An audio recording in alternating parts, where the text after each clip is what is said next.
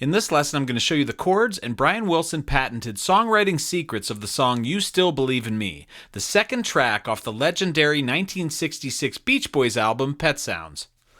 Very briefly, before we get started, the very best way to help me is to join my Patreon called High Castle Conservatory. It is by far the best way to keep my channel going, and it is very helpful when you go over there, so please consider that. Also, subscribe below, hit the notification bell to make sure you're informed when I release a new video.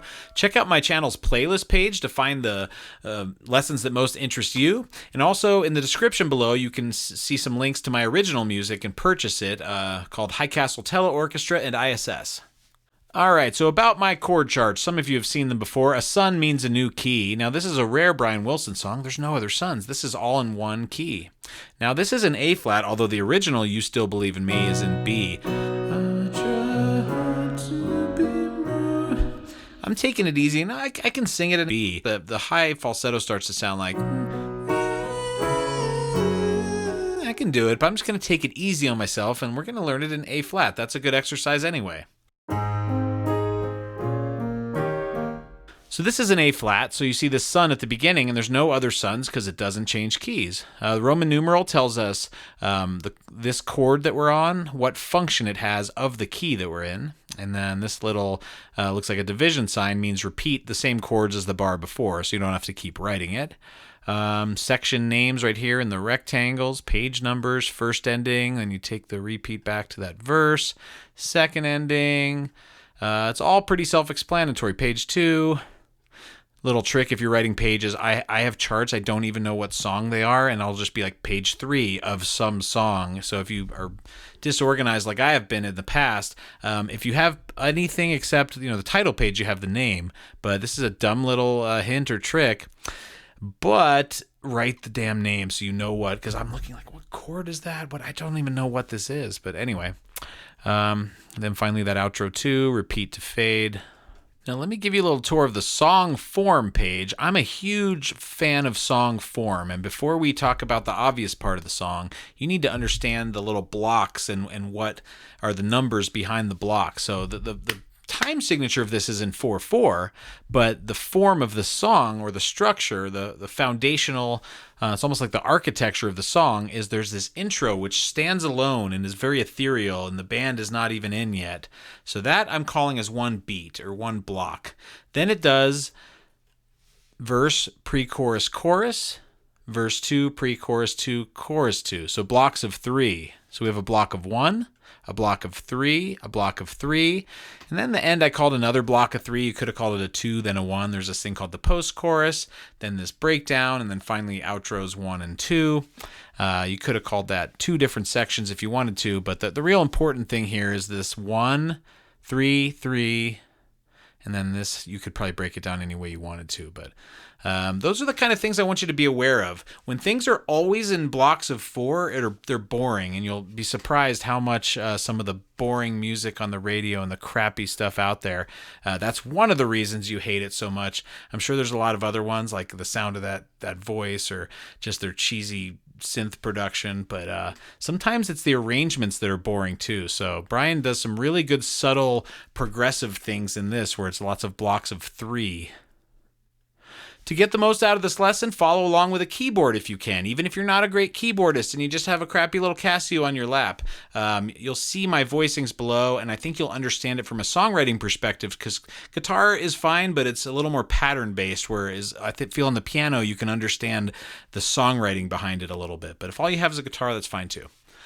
Piano voicings in the bottom left. You have the bullet points on the bottom right, which kind of tell you the basic gist of what we're working on in that particular moment of the lesson. Then we have the pointer with the chords in the upper left, and you have this in the upper right. Trophy husband. Woo! No. Okay. So this is the second song on Pet Sounds. If you're not familiar with what Pet Sounds is, I doubt that's true of most of you. Most of you know what it is, but... amazing album, a huge step forward for Brian Wilson, solidifying himself as one of the great genius songwriters of all time, and very sophisticated. It's the second tune on there after Wouldn't It Be Nice, and I would say this song embodies the idea of innocence better than maybe any other song that Brian ever did. And he had a lot of them. Surfer Girl sounded innocent, even though it was romantic. It's like, oh, little surfer girl, I love you, want to make you mine. Or In My Room, where he would hide away from his semi-abusive father, perhaps. This has just seemed to embody, he always seemed to be going after innocence. Caroline, no, where did your long hair go? It was a subject he fixated on, and it's really what gives him this almost angelic, cherubic type of character to not only his voice, but his compositions. He's just a loving soul that wants to give you really nice sounding music, and he does it really well. But anyway, this song, I think, was originally called In My Childhood, and I would love to hear what that set of lyrics might have sounded like. But when they rewrote it for Pet Sounds, Tony Asher kind of turned it into a little bit of a romantic type of thing. They're not terrible lyrics, and they were a step forward compared to their surf and car songs, but they're not the most exciting lyrics to me. I'm a little bit more into the abstract poetry, so Smile is more my deal, and this... they're not bad lyrics by any stretch, but I would have loved to hear the In My Childhood lyrics if there were any. This is one of the simpler chord progressions on Pet Sounds.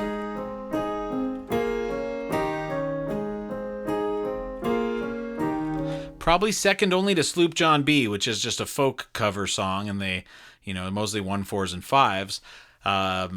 However, in this song, there is a pre-chorus and a chorus that comes by pretty fast, but it is very Pet Soundsy, an alternate bass note and sophisticated sort of unique, exotic diatonic progression. In A-flat, we're doing it, like I said, it's usually in B for the album, but we're doing it in A-flat. The rest of the parts, besides that pre-chorus and chorus, are basically just based on that 1-2-5 in A-flat. So A-flat, B-flat minor 7, E-flat 7. So the sophistication in those parts lies not in the chords, but in the nostalgic instrumentation and the production, which really calls to mind the vibe of like this Baroque-sounding music toy box, innocent thing. At the end, the Beach Boys come in with this magnificent choral that is reminiscent of like some sort of typical classical music counterpoint, but it's the Beach Boys, and there's at least 4 or 5 parts, and it's really a great vocal moment for Brian and the boys. So like I said, originally in B. I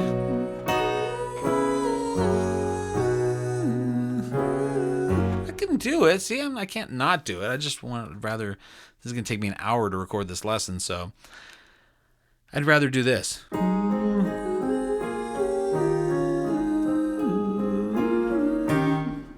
It starts with this 4-bar intro that is very ethereal and is very separate from the rest of the song because there's no band in, not that there's like a drummer ever in the song, but the basses and the harpsichords and all that stuff. So all it is, I believe, is a voice kind of humming and a piano being plucked from the inside with the sustain pedal down. So I'll put my sustain pedal on to kind of mimic that. And the voice is kind of saying or something like that.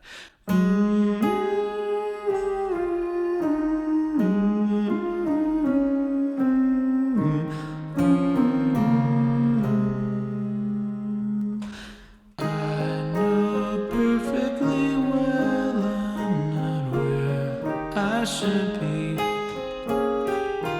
I've been very aware you've been patient with me. Every time we break up. So anyway, the intro is that ethereal humming and plucked piano with the sustain pedal on that are both in a lot of that nice sounding echo chamber, so it gives it this nice angelic vibe. It's 4 bars. So after that, it comes right in with the verse. And let me just play the verse. The verse comes in 2 blocks of 3 bars. And I've told you guys how important it is to not just have 4 bars, 4 bars, 4 bars, 4 bars. I showed you how the song form itself didn't even just have 4 bars. It had 1 bar, 3 bar, 3 bar, then 4 bar as the entire form of the song. Watch the verse now. We're in 4/4 too, so if you do sets of 3, that is unique. Most of those boring songs out there, they're doing blocks of 4 way, way too much. I know perfectly well I'm not where I should be. I've been very aware you've been patient with me. Pre-chorus. Every time we break up, you come crawling back to me. that's the pre-chorus. And after all I promised you, how can it be you still believe in me? I try hard to be more what you want me to be. So it takes the repeat after the first ending. Let's go over all of that. So we have verse 1, which is 2 blocks of 3. And that's interesting because a lot of people, I swear, would make that 4. I know perfectly well I'm not where I should be. Do 2. Another one. Then so that would be a 4, but that's kind of boring. So he does 3 and 3.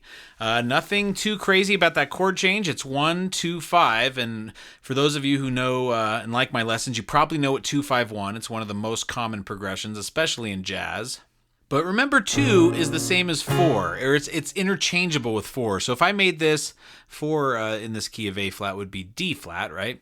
So if I made this A flat, D flat, E flat, or 1, 4, 5, the melody is always going to work over it. 2 and 4 are always interchangeable, and then they just have a slightly different vibe. I would say the 2 is slightly more sad because it's minor, and the 4 is slightly more up and positive because it's major. So, but I can sing the melody over 1, 4, 5 instead of 1, 2, 5. I just want to demonstrate that 2 and 4 are interchangeable. So I'll do A flat, D flat, E flat. I know perfectly well I'm not where I should be.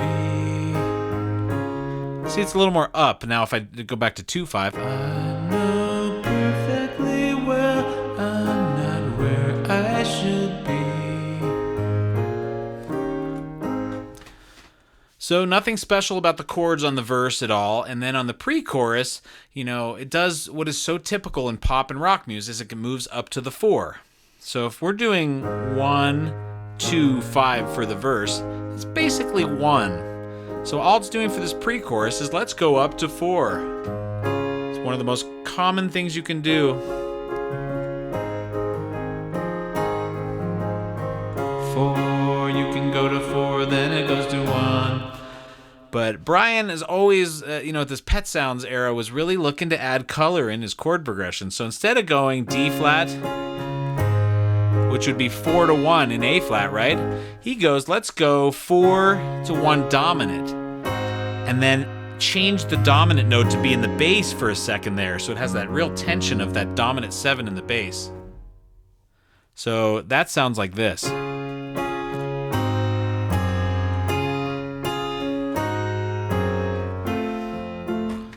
So yeah, he really elevated that 4 to 1 instead of just this. He made it this.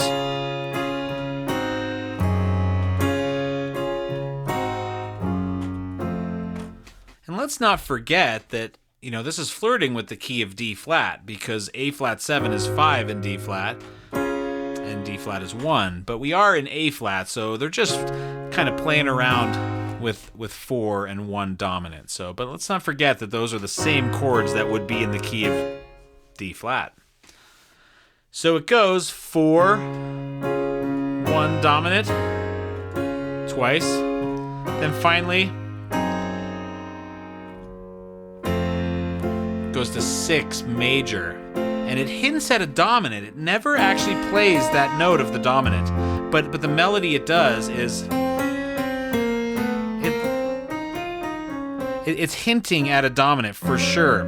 And it's functioning as a dominant, especially if it's about to move up a 4th, which it is, to B flat minor 7. So actually a really nice device there. I do dominant 7 so often. I wonder if I could go back into some of my chord progressions and say you're doing too much and take a couple dominants in a couple key places of a complex chart and say just play a major chord. Because you are welcome to play just a major chord, F major, instead of the dominant and all the extensions. There's so many extensions that a dominant allows to happen. That's more than any other chord by a long shot. But really nice here how he hints at it with this kind of jazzy melody, but he never goes to dominant. So it goes 4, elevated, 4, 1, dominant, twice. Every time we break up,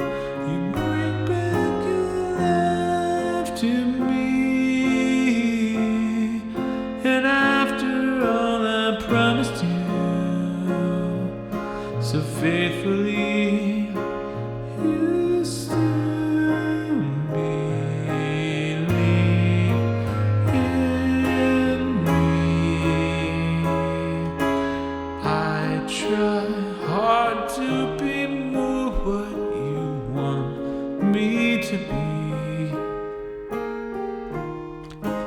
So anyway, yeah, the pre-chorus goes 4 to 1 dominant, and then it finally goes to 6, hints that it's a dominant, but doesn't actually play the note and just moves up a fourth to B flat minor, which is 2. 2 bars of that, so another odd phrase. So the pre-chorus was in a beat of 4 bars. Okay, something typical, finally, just like the intro. And then a beat of 2 bars. Before moving to the chorus, which is the first ending, kind of odd. That does happen, though, from time to time. First ending is the chorus, and it's a beat of 3 bars. So this is very progressive in its structure. Lots of odd bars. And anytime I say odd, I mean non-4. Anything except 4 is kind of odd in songwriting structure. Pre-chorus. Every time we break up, you come crawling back to me. And after all I promised you so faithfully, you Chorus. still believe in me. Take the repeat. I try hard to be more what you want me to be. I can't help how I act when you're not here with me. I try hard to be strong, but sometimes I fail myself.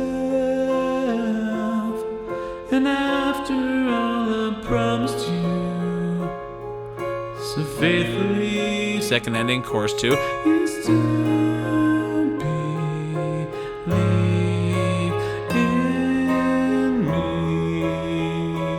Extra bar this time. I wanna cry.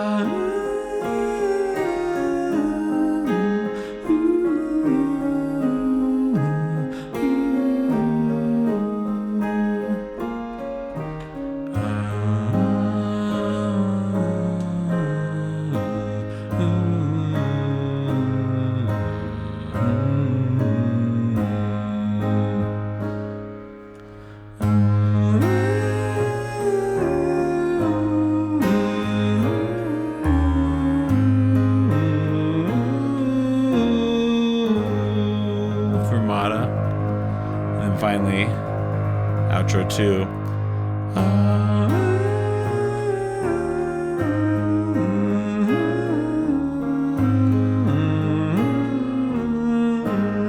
And then a droney one.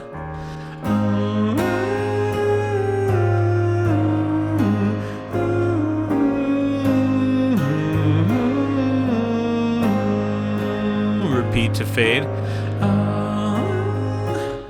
So yeah, kind of going through all of it there so you can hear how it sounds, and there's lots of vocals in especially those outros. Very climactic, classical sounding counterpoint in a very simplistic way. It sounds like a nursery rhyme. It sounds like spiritual music. It sounds like somebody called Beach Boys music, somebody calls the sound of the Beach Boys vocals white spiritual music. I thought that was kind of funny. But there is a spiritual quality to the music Brian was doing, especially in this Pet Sounds and Smile era. I mean, go listen to Our Prayer, the intro from Smile, and tell me that isn't one of the most spiritual things you have ever heard. So let's back it up. We never talked about the chords of the chorus, and that's when it really breaks into a Pet Soundsy. I mean, the pre-chorus and chorus is night and day compared to the little 1, 2, 5 of the verse. So the pre-chorus does an elevated 4-1.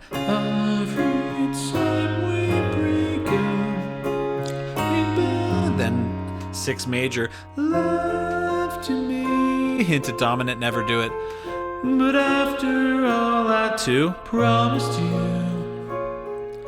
how can it be? Here comes chorus 1. You still believe in me.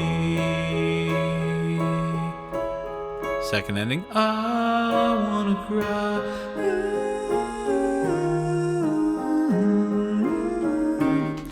So the chorus, the first ending, which is the first chorus, is 3 bars, and the second ending is chorus 2, and that's 4 bars because it adds another bar to that E6.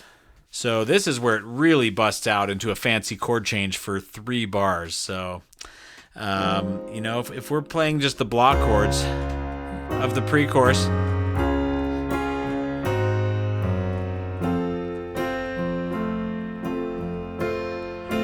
then 2 is always a nice sound.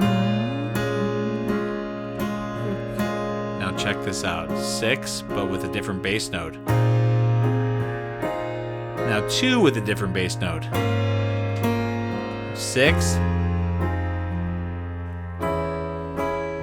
Then there's that magical flat 6 major, or in this case it's a 6 chord. So the chorus goes to 6 of the key of A flat, which is F minor 7, but with B flat in the bass. That is just a... Then B flat minor with A flat in the bass. See how that moody note? If you do B flat, but it just pulls, it takes a minor chord, which is already pulling us down and sad, and it pulls us even more. It wants to drop, right? But listen to the way it affects it there. Still believe in me. And goes right back to the verse. I try hard to be more what you want me to be. I can't help how I act when you're not there with me.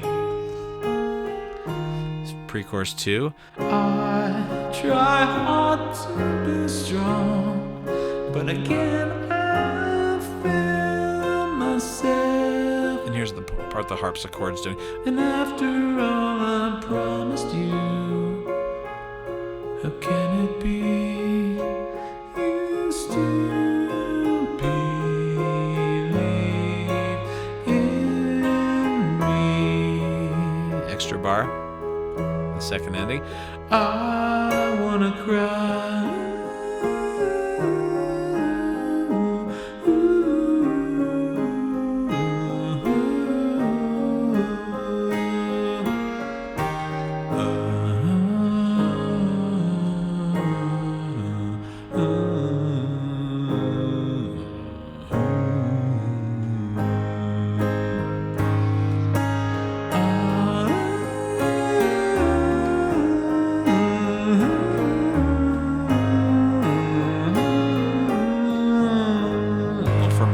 Whoops. Dynamics on this patch is kind of weird. Come back in. Bicycle horns going off, all that stuff. But anyway, the chorus is very fancy. 6, 2, 6, but it's correct bass note this time. So it's just a chord change that is, you have zero, as the listener, I have no idea where I am when I hear this.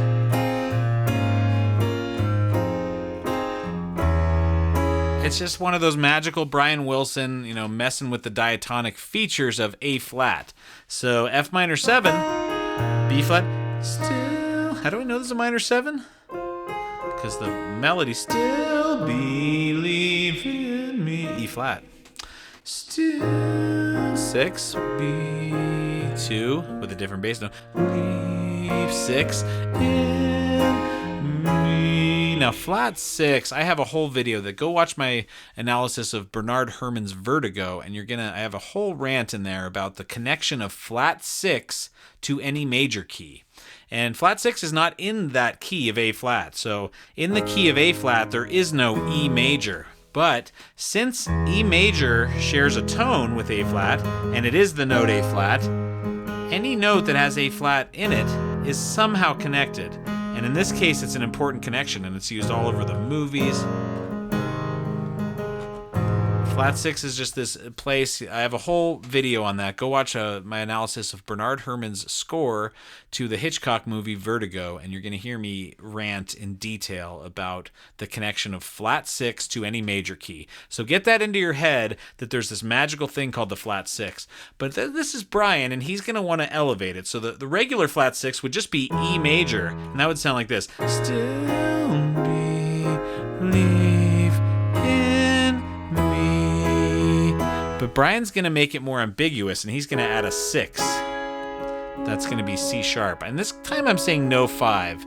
So I'm going to give you a little conundrum here, or a naming problem, a semantics problem. The real name for this chord could really just be C sharp minor over E, because that's every note I want. But I promise you, this is functioning just as much like a flat 6 major. An E6 no 5 is the same as C sharp minor over E. Now, even if I had called this an E6 and didn't put that no 5, it has the vibe. Watch. Still believe in full 6 me. It has the vibe, but the voicing he's doing, it's C sharp minor over E. So we're leaving out the B. But it's functioning very much like a flat 6. It sounds, E6 and E6 no 5 sound very similar. You still believe in me. Now on chorus 2, you can see he does an extra bar of that E6, and the melody comes in and hits this very special note, which almost changes the chord progression. So let me show you how this melody that comes in on this extra bar of E6 on the second ending, hints at a different chord progression than anything we've suspected so far. So the second chorus is still believe in me. Right here.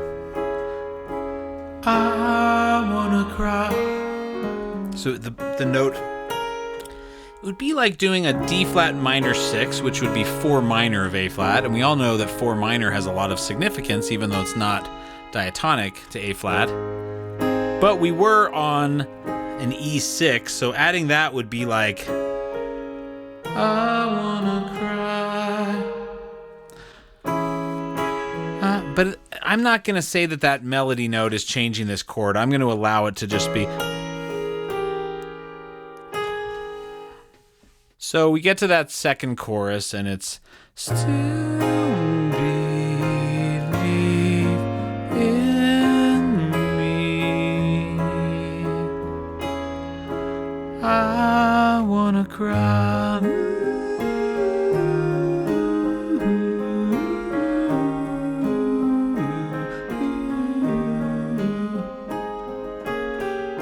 That was post-chorus. Now breakdown would be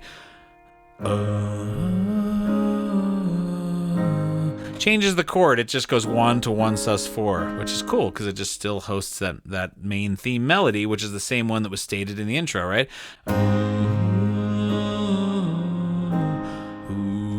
It has a suspended feeling.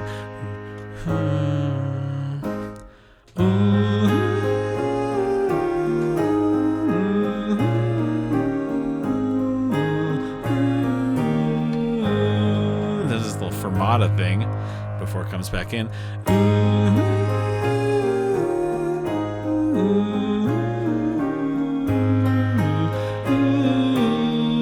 Same thing, but as a drone.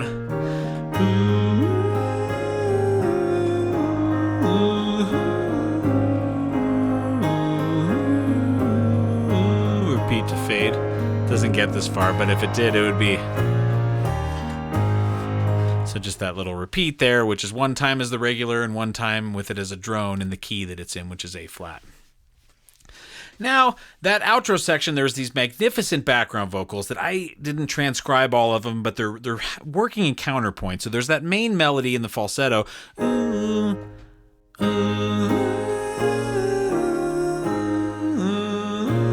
the inner voices are working as a counterpoint to that. And I think there's something like this.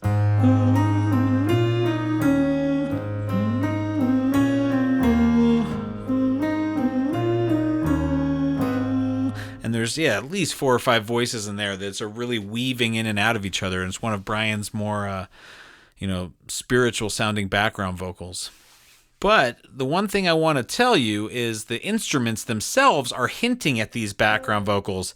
I know perfectly well I'm not where. So I don't know if it's the 12 string or a harp. I don't think there's a harp in the song. It sounds like a harp to me, but I think it's a 12 string or multiple 12 strings. And what they're doing is the hint at these inner background vocals that happen at the climax of the song or the outro. So in that, I know perfectly, the 12 string line is going,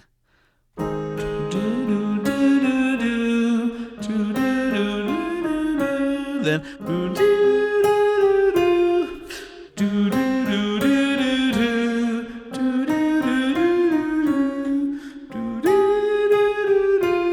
so if the chord's going,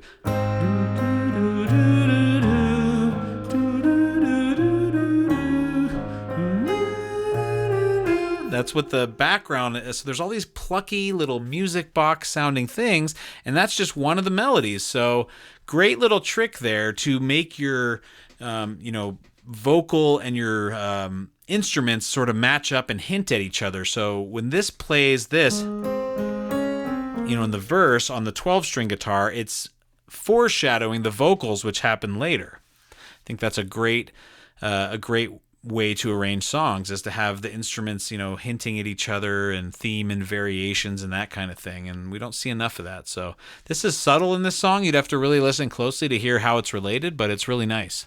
So the whole form of the song is pretty easy. We have that intro, 4 bars of that ethereal plucked piano through reverb and the humming voice. Then we have a verse, which is 2 sets of 3 bars. Pre-chorus, which is a set of 4 bars and a set of 2 bars before going to the first ending, which is chorus 1. And that's just 3 bars. Then you repeat the verse, repeat the pre-chorus, and take the second ending, which is the chorus again, but it adds an extra bar of that E6 to kind of lengthen it out before going to the post-chorus, which is that real sad kind of part where Brian goes, I wanna cry.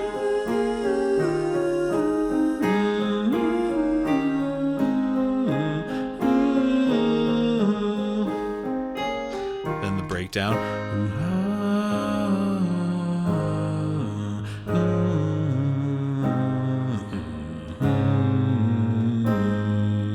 And it really loud with those contrapuntal vocals.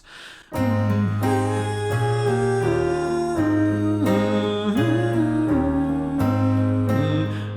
then a fermata. At least it feels like a fermata. It could have been 2 extra bars or something like that, but I like to think of it like a conductor holding, and then he'll come back in. Really nice. People are on click tracks so much and drum beats. The more you can add this kind of stuff into your music, you're going to make for some more interesting and dynamic arrangements that breathe a little bit. So that one is really nice. The last bar, it does this fermata on A flat, and it's like the conductor brings us back in. It doesn't happen that much in rock music, though.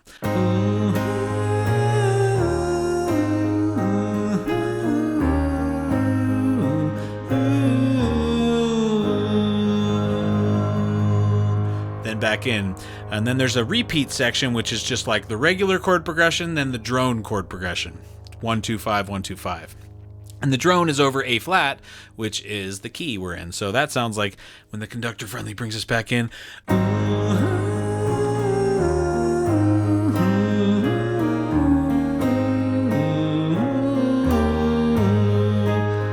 Then drone it on A flat.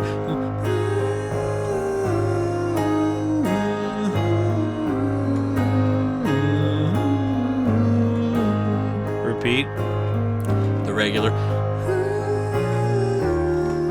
repeat to fade. It doesn't make it that far, but if it did, it'd be the drone again here. So that's the whole song form. It fades out there. There's so much unique stuff. Those 3-bar phrases, the 2-bar phrases, the chorus is the first and second ending, and they add a bar. There's some unique extensions. It does a very basic verse, and then the chorus does super complex progression. I wanna cry.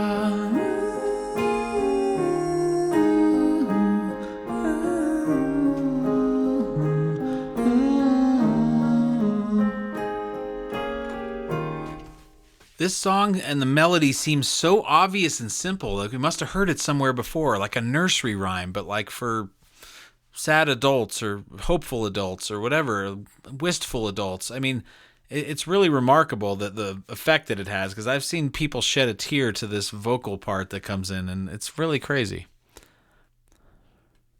So nothing interesting in the modulations. This is all in the key of A flat. As far as the lyrics, this does sound like a song that was written and supposed to be about an innocent childhood thing, and then they got turned into a romantic thing. So the lyrics they became is, "I know perfectly well I'm not where I should be. I've been very aware you've been patient with me. Every time we break up, you bring back your life to me. And after all I've done to you, how can it be you still believe in me?" So what I would want to know is, what did he do on her? Was he like cheating, or was he like not returning her calls? Because obviously, if he's just like a no good, like, dude who's going to be stepping out, I mean, no. But if it's just like simple things where he kind of freaks out on her or gets too emotional or something like that, that's forgivable. But it really depends what he is, because if he's saying like, "I'm a total piece of garbage and take me back," I don't know. These lyrics are definitely a step up. I'm not going to criticize the Pet Sounds lyrics because they're of the time. They were a huge step forward. But compared to where they went with Smile and the abstract poetry about American history, that stuff's a little more my jam, and romantic stuff is not a super interesting lyrical subject to me at this point, even though I've done tons of albums about that. But anyway, yeah, there's an innocence to this song that the romantic part, to me, almost doesn't. I'm not gonna say it ruins it or anything like that, but let's just say the lyrics don't really carry this song. It's the innocent sound. Let's take note of the instrumentation. Like I said, there's no drum set. That's fantastic for rock music. So much rock is dependent on drums. So they have things like that plucked piano. They have a bicycle bell, a bicycle horn. There's like finger cymbals. There's multiple 12-string guitars, which I swear sound like a harp or something. There's a harpsichord, clucking away, doing that kind of thing for some of it. And then during the verses, it's more like, and then during the chorus, it goes to that thing where it's like the two outer ones, then the middle, but it's slightly different between the verse and the choruses. There's a grand piano in there. Then there's like these woodwinds that come in during the then there's like these reeds that come in during the chorus and the pre-chorus, I think, where contra clarinet, two other clarinets. There's two basses, upright bass and electric bass, probably Lyle Ritz and Carol Kay. There's a 12-string electric also. So there's like 3 12 strings in this thing, a mandolin guitar, bass clarinet, and a timpani. So I want you to think of how an instrumentation or an orchestration can support the themes that are in the song itself, of innocence and sort of this music boxy type of thing. And Brian's music was becoming pictorial. On Smile, it became fully pictorial. Like, this part is about us building the Transcontinental Railroad. And what do you know? There's like spiky, railroad strikes for like...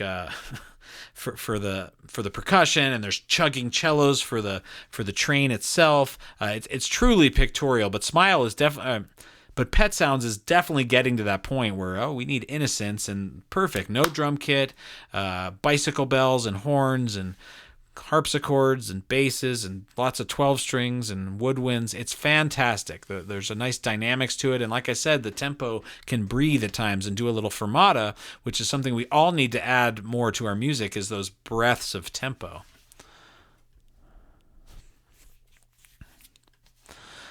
And like I said, this instrumentation to me embodies the innocence he was hoping to achieve with this song, and it only slightly brings it down. That the lyric, I get, I get why they turned it into a romantic lyric. It probably wouldn't have been that sexy for a grown man to be singing about his childhood or something. I don't know, with a real nostalgic track like this. But anyway, I hope you enjoyed this lesson. There is a ton to learn in an apparently very simple song, but it's really something.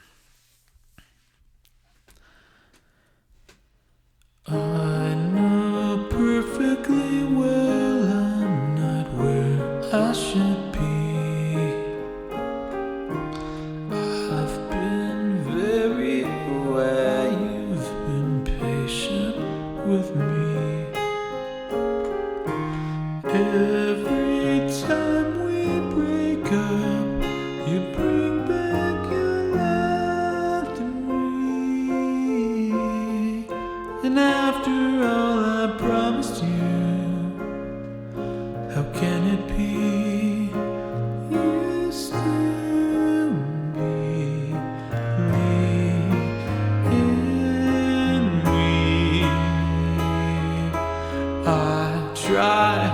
want to be more what you want me to be. I can't help how I act when you're not here with me.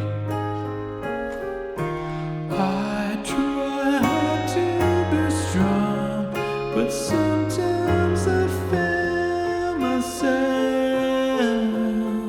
And after all I promised you so faithfully, you still believe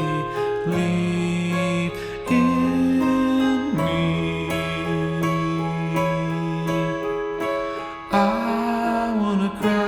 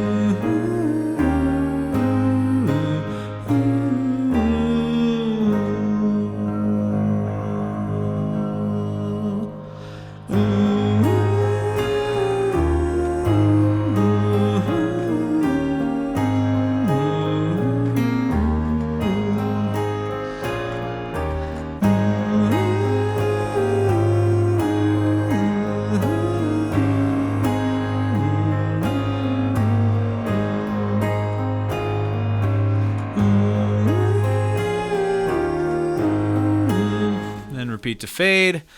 Yeah, and don't forget those counterpoint harmonies are so cool over that.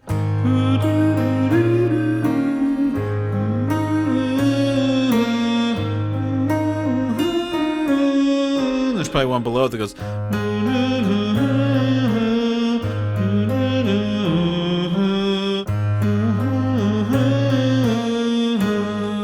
There's probably two or three more. I can't really quite tell what's going on in there. It blends together so well that it's hard to transcribe, and I didn't really try too hard. But for the purposes of this lesson, I think it's fine.